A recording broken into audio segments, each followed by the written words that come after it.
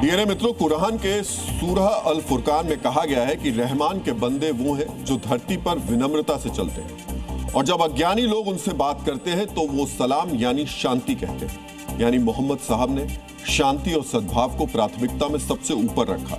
अफसोस, मोहम्मद साहब के पवित्र नाम पर अतिवादी उग्रता का प्रचार कर रहे हैं। हर तीसरे आदमी के नाम में मोहम्मद का नाम जोड़ने की बात कर रहे ये अतिवादी समाज में धार्मिक विद्वेष बढ़ा रहे हैं। सवाल यह है कि आखिर हर तीसरे आदमी के नाम में मोहम्मद कैसे जुड़ेगा?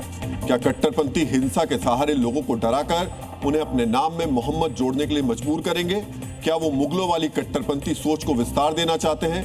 क्या ये धर्मांतरण की साजिश को आकार देने की कोशिश है? ये प्रश्न इसलिए भी है क्योंकि कमोवेश हर मुसलमान अपने नाम के पीछे पहले से ही मोहम्मद लगाता रहा है। फिर मैं भी मोहम्मद वाली मुहिम की जरूरत क्या है?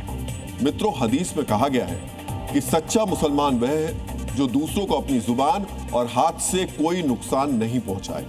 लेकिन ये अतिवादी हिंसा का ऐलान कर रहे हैं। ये आम मुसलमानों को भड़काकर उन्हें हिंसा के लिए उकसा रहे हैं। देश के सामने नई मजहबी चुनौती खड़ी करने की साजिश रच रहे हैं। सवाल है, जब हिंदू त्योहार चल रहे हैं, ऐसे वक्त में आखिर नई मुहिम शुरू करने का मकसद क्या है? क्या हिंदू त्योहारों के दौरान मुसलमानों को सड़क पर उतारकर टकराव वाली साजिश रची जा रही है? हम ऐसा इसलिए कह रहे हैं क्योंकि भारत में मोहम्मद साहब के अपमान की कोई घटना नहीं हुई है, कहीं कोई एफआईआर दर्ज नहीं हुई है।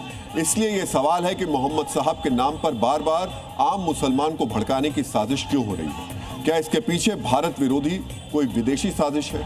ये सवाल इसलिए है क्योंकि जिस बड़े पैमाने पर आई लव मोहम्मद वाली मुहिम चलाई गई और जिस पैमाने पर अब मैं भी मोहम्मद वाली मुहिम चलाने की तैयारी है, उससे साफ है इसमें पैसों का बड़ा निवेश हो सकता है। अब सवाल उठता है, इन कट्टरपंथियों को फंडिंग कहां से मिल रही है? इन्हें पैसा कौन दे रहा है?